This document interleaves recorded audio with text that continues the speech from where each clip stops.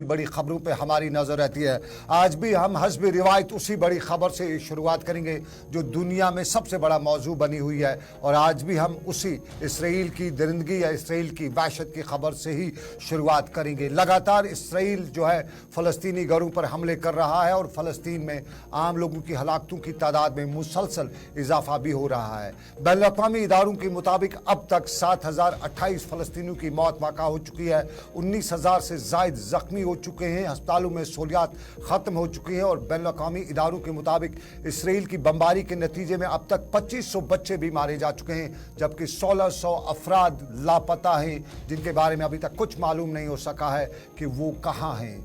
Israel की बर्बरियत से गजा और आसपास के इलाकों में कई रोज से पानी और बिजली बंद रखा गया है। ईंधन गजा में ख़त्म हो चुका है और गजा में ईंधन के ख़त्म होने की वजह से अस्पताल भी बंद करने पड़ चुके हैं। और एक तरफ इसराइल जुल्म और तशद्दुद के बाद गजा के बेगुनाह शहरियों को बेबसी से मार रहा है, वहीं आलम इस्लाम में गम का माहौल भी है।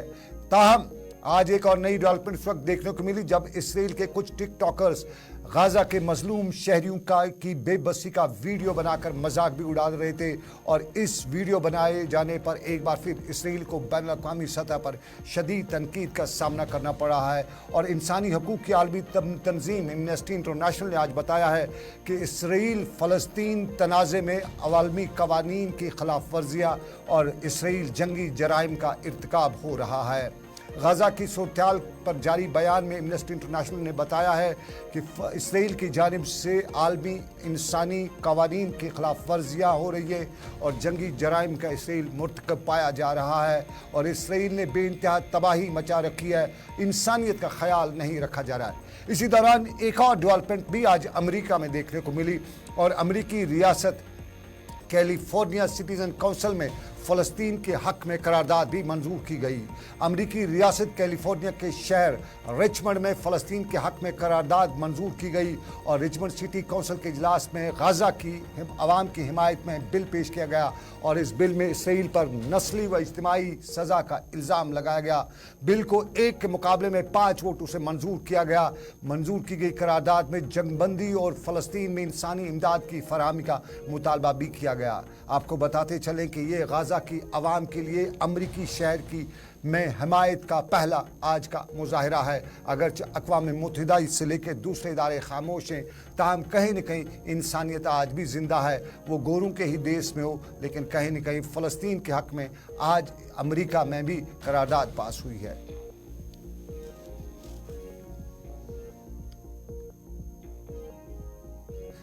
और चलिए अब मुल्क का हाल अहवाल। मुल्क के हाल अहवाल में मरकजी वज़ीर दाखिला अमित शाह ने आज मिलिटेंसी और नक्सलवाद के खिलाफ ज़ीरो टॉलरेंस इख्तियार करने का बताते हुए बताया कि मुल्क में अमन कायम करने, लोगों के जान माल के तहफ़्फ़ुज़ को यकीनी बनाने और उसके साथ साथ पिछले 9 वर्षों से सरकार ने कई तरह के इक़दाम भी उठाए हुए हैं। वज़ीर दाखिला IPS अफसरान की पासिंग आउट परेड पर मुनाक़िद तकरीर पर तकरीर कर रहे थे, और उन्हें इस तकरीर में बताया कि 2014 से लेकर अब तक मुल्क एक नए दौर में दाखिल हो चुका है, और सरहदों का मामला हो, जराइम का खात्मा हो, मनशियात और हथियारों की तस्करी हो, इन सभी मामलात से निपटने के लिए हर तरह के इक़दाम को संजीदगी से लिया गया है और लिया भी जाएगा। उनने IPS अफसरान पर जोर दिया कि वो अपने फ़राइज़ के अंजाम देही के दौरान इन इलाकों की ज़बानें सीखने की कोशिश भी करें जहाँ उन्हें तैनात किया जाएगा, ताकि उन्हें मुकामी लोगों को समझने में आसानी हो सके और वो बेहतर खिदमात भी अंजाम दे सकें। ये 9 वर्ष हमारे देश की आंतरिक सुरक्षा के लिए बहुत महत्वपूर्ण 9 वर्ष रहे हैं। हमारे 3 हॉटस्पॉट माने जाने वाले क्षेत्र, पूर्वोत्तर भारत, वामपंथी उग्रवादी क्षेत्र और जम्मू कश्मीर, ये तीनों क्षेत्रों में हमने कानून और व्यवस्था की परिस्थिति को ठीक करने में बहुत बड़ी सफलता हासिल की है।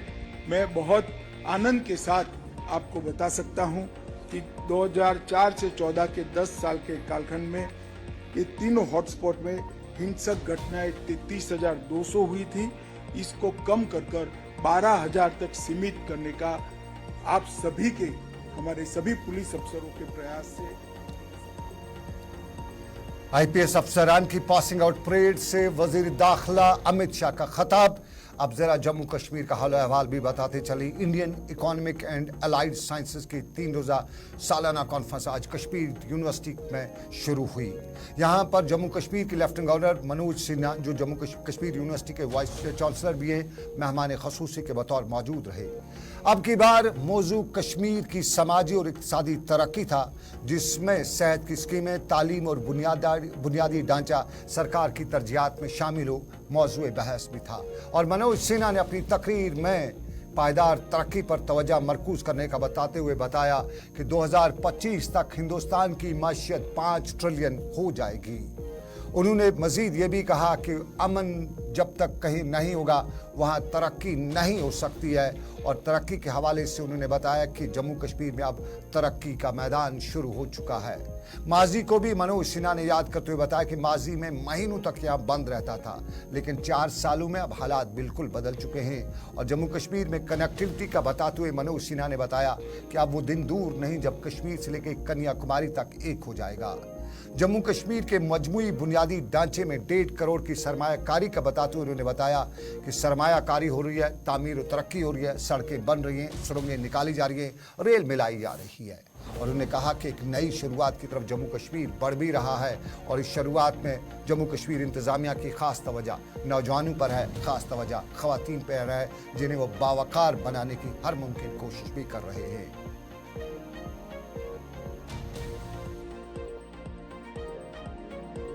जब तक शांति नहीं होगी, विकास और समृद्धि नहीं आ सकती। ये बात मैं बड़ी जिम्मेदारी से कहना चाहता हूँ। और मुझे खुशी है कि पिछले 4 वर्षों में माननीय प्रधानमंत्री जी के नेतृत्व में काफी हद तक शांति स्थापित करने में हम सबको सफलता मिली। अब पत्थरबाजी इतिहास की घटना हो गई। हमारे पड़ोसी देश या आतंकवादी संगठनों के इशारे पर कभी 100-150 दिन जम्मू कश्मीर बंद रहा करता था, वो भी अब इतिहास की बात हो गई। अब यहाँ किसी डिक्टेट के आधार पर नहीं, बल्कि अपनी मर्जी से जम्मू कश्मीर का नागरिक जीने के लिए स्वतंत्र है। ये मैं मानता हूँ कि बड़ी उपलब्धि है पिछले 3-4 वर्षों की। कुछ लोगों ने संसाधनों पर अपना वर्चस्व इकट्ठा कर लिया था। एक ऐसी व्यवस्था कायम हो गई थी जिससे जम्मू कश्मीर को बाहर निकालना एक बड़ी चुनौती थी। आज यहाँ पोटेंशियल बहुत है, अभी भी अनटैप्ड है और किसी देश के किसी राज्य से हम कम नहीं है। भारत सरकार ने जो एक ऐसा वर्चस्व था जिससे निकालना एक बड़ी चुनौती थी, ये बता रहे थे मनोज सिन्हा। लेकिन आज का दिन भी सरकार के लिए बड़ी चुनौती था। आज जुम्मे का दिन था और जुम्मे का दिन साफ जाहिर है बड़ी तादाद में श्रीनगर की जामिया मस्जिद में लोग नमाज जुमा के लिए जमा होते हैं। और साफ जाहिर है आजकल दुनिया में सबसे बड़ा कॉन्फ्लिक्ट जो है, सबसे बड़ा मामला है, वो इस फ़लस्तीन के निहत्ते बच्चों का है, निहत्ते अवाम का है, उस पर वाविला करने का है। तो इसी वाविला को मद्देनजर रखते हुए श्रीनगर की जामिया मस्जिद में लगातार तीसरे जुम्मे के रोज़ भी आज नमाज अदा नहीं हो सकी। इंतज़ामिया ने श्रीनगर की जामिया मस्जिद और आसपास के इलाकों पर कड़ी नज़र रखते हुए आज जुम्मे नमाज की इजाज़त नहीं दी गई थी। ये तीसरा जुम्मा है जब श्रीनगर की जामिया मस्जिद में लगातार नमाज जुमा अदा नहीं हो सकी। नमाज जुमा न सिर्फ श्रीनगर की जामिया मस्जिद में अदा नहीं हो सकी, बल्कि आज इमाम बाड़ों पर भी इंतज़ामिया की पूरी नज़र हुई थी। और बडगाम से लेकर बिमना तक के इमाम बाड़ों पर पूरी नज़र रखते हुए इंतज़ामिया ने फोर्सेस की अच्छी खासी डिप्लॉयमेंट इमाम बाड़ों के आसपास भी कर रखी थी। साफ जाहिर है जुम्मे का दिन था और जुम्मे के दिन पे नमाजियों की एक बड़ी तादाद जामिया मस्जिद पहुंच पाती तो नमाज के बाद हो सकता है एडमिनिस्ट्रेशन को इस तरह का अंदेशा था कि कहीं कोई वाविला न हो जाए। और साफ जाहिर है कश्मीर की सूरत-ए-हाल है और इसमें कोई चिंगारी दहक न उठे, ये सबसे बड़ा सवाल सरकार के सामने था। और इसी सवाल को मद्देनजर रखते हुए इंतज़ामिया ने लगातार तीसरे जुम्मे पर श्रीनगर की जामिया मस्जिद में नमाज की इजाज़त नहीं दे रखी थी।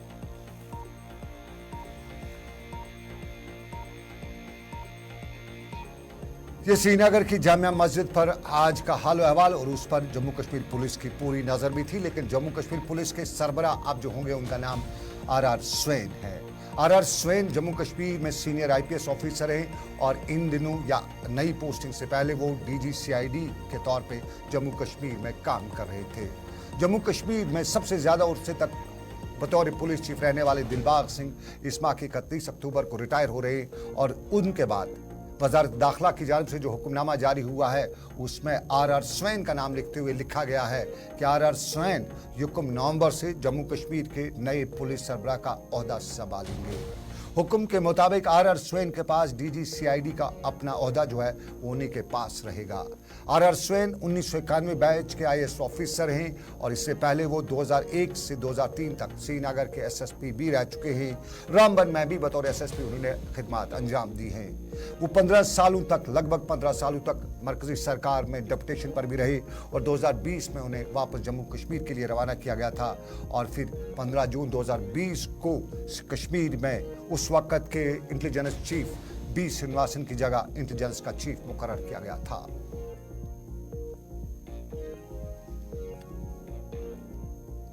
आर स्वैन जम्मू कश्मीर के नए चीफ होंगे, नए पुलिस सरबराह होंगे।